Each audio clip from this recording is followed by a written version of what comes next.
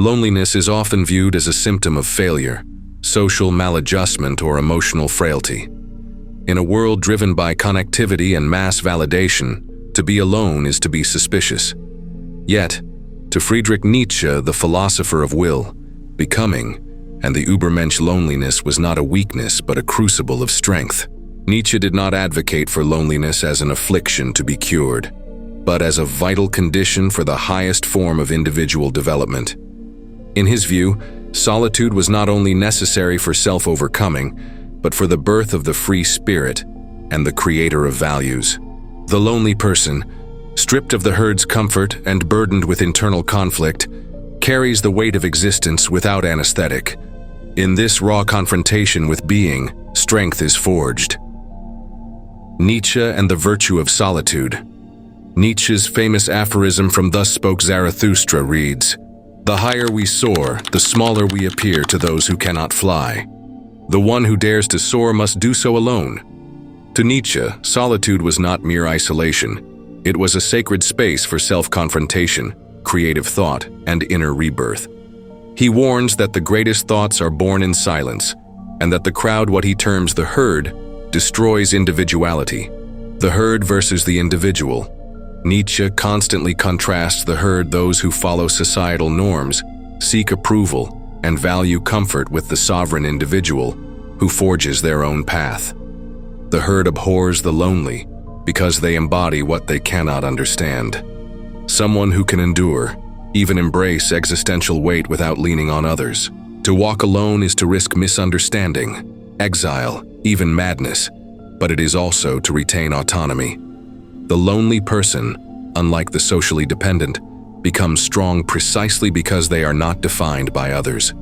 They are self-reliant, reflective, and capable of resisting the temptations of conformity. The role of suffering and distance. In Exe Homo, Nietzsche writes, "He who has a why to live can bear almost any how." Lonely people are often closer to suffering than anyone else. Yet suffering, in Nietzsche's philosophy, is not to be avoided. It is the fire that tempers the soul. Pain creates distance, and distance from others forces one to look inward, to wrestle with the chaos within, and to forge a new order, their own values, meanings, and direction. Loneliness as the forge of the Übermensch. Nietzsche's concept of the Übermensch, or Superman, is central to understanding the transformative power of solitude. The Übermensch is not a conqueror in the external sense, but an inner master, a creator of values who has overcome conventional morality and weakness. The lonely person, unlike the conformist, is in a state of becoming, not belonging.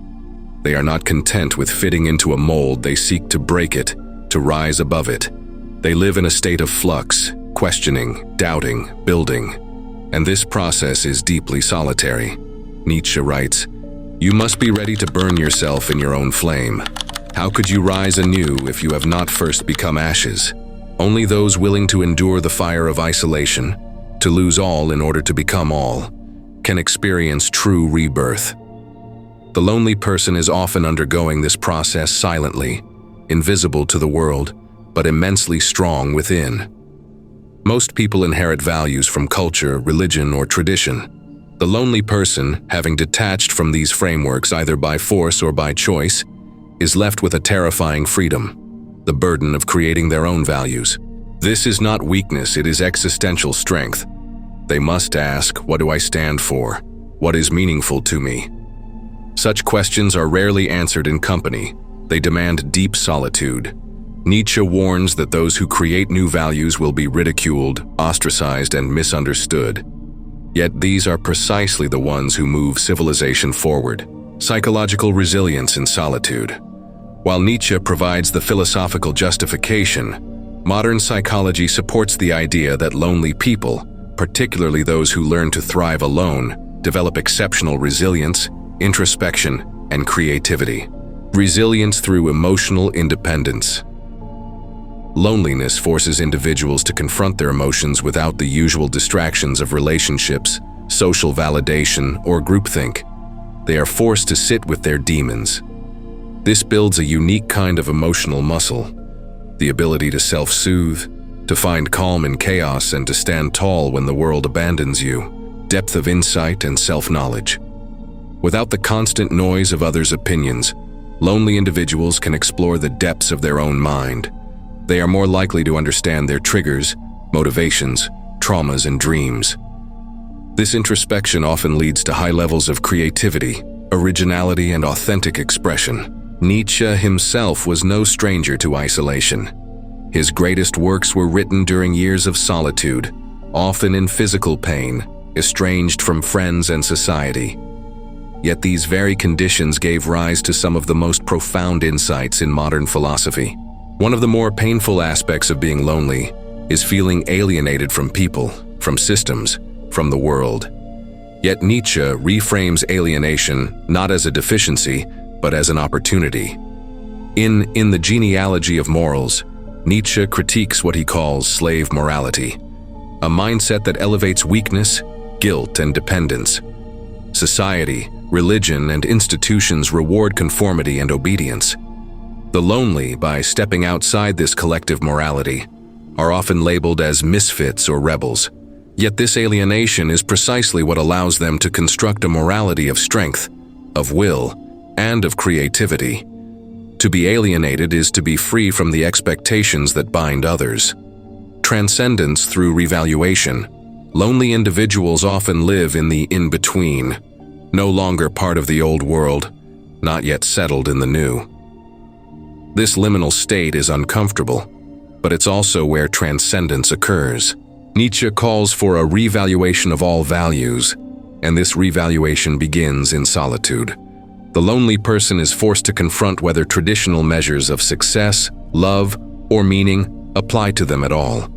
If not, they must invent new ones. This is the birthplace of strength. Many lonely people are not alone by choice, but by consequence of rejection, betrayal, death, or displacement.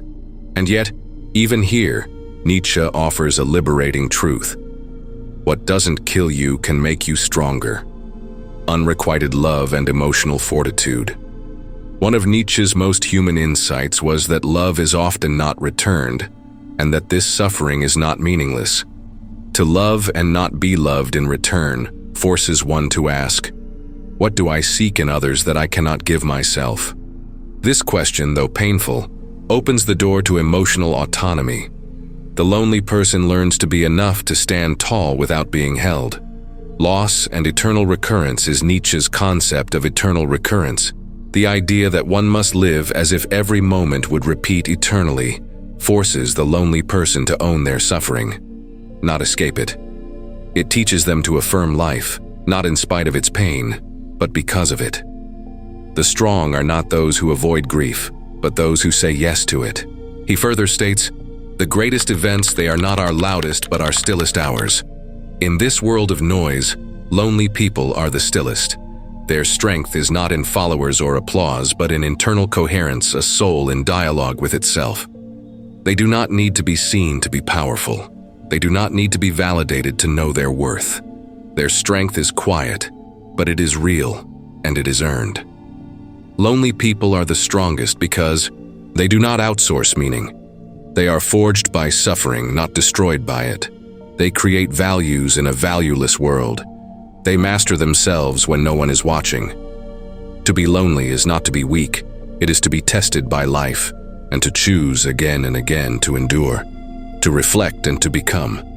In Nietzsche's universe, the lonely are not the broken, they are the becoming. Yet in the thought of Arthur Schopenhauer, it becomes not only a reflection of intellectual distinction, but a necessary condition for inner strength. For Schopenhauer, the human condition is governed by a blind, insatiable force he called the will, an irrational striving that permeates all life, condemning us to an existence of unending desire, suffering, and dissatisfaction. Most people, in his view, are swept along blindly by this will, chained to the relentless pursuit of goals that never satisfy. The average person seeks distraction in society, relationships, entertainment, and noise, anything to momentarily drown out the fundamental emptiness that haunts existence. But the lonely person, by contrast, has stepped outside this cycle, not because they are unable to participate in it, but because they have seen through it. They have glimpsed the futility of endless striving, and instead of turning back in fear, have embraced solitude as a form of resistance. In doing so, they become powerful, not in a worldly or material sense, but in the metaphysical sense that they begin to detach from the tyranny of the will and cultivate a more lucid consciousness. Schopenhauer believed that only a few individuals could transcend the domination of the will, and these individuals are often marked by their capacity for deep thought and solitude. He observed that intellectual superiority isolates. The more a person is capable of independent thinking, reflection, and aesthetic experience, the less they require or even desire the company of others. He writes, "A man can be himself only so long as he is alone.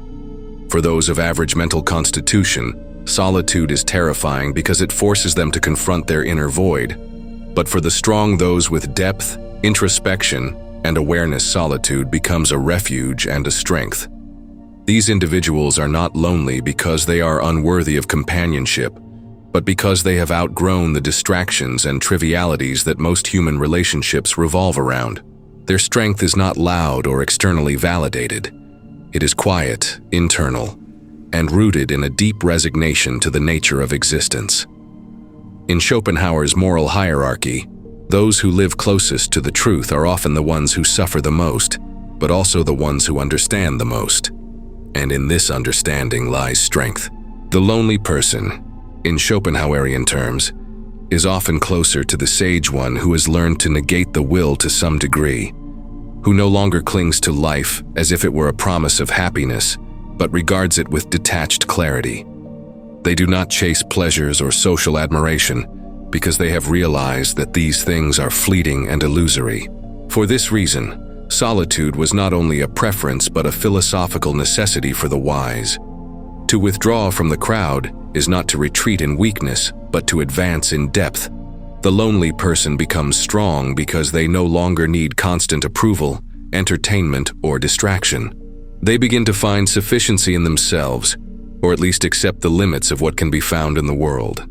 Their solitude sharpens their insight, clarifies their values, and compels them to live deliberately, even if it means suffering more consciously. In the end, the strongest people are not those who dominate others or gather crowds, but those who can stand entirely alone with the truth and not go mad. But the strong, in their loneliness, confront the existential truths that others flee from. This confrontation makes them not bitter or cynical, but inwardly resolved. They may not smile often, but they are awake. Schopenhauer was also clear in his disdain for shallow sociability. He considered most conversations trivial, most friendships conditional, and most people too enmeshed in the will to offer genuine companionship. In a Schopenhauerian sense, the lonely individual carries a heavier burden of awareness, but with that burden comes an opportunity for liberation. They have seen the emptiness of much human striving, yet they endure. They know that happiness is rare, fleeting, and never guaranteed, yet they do not curse life for what it is. They embrace solitude not as a defect, but as a discipline. Their strength lies not in what they possess or who follows them, but in their capacity to exist without illusion.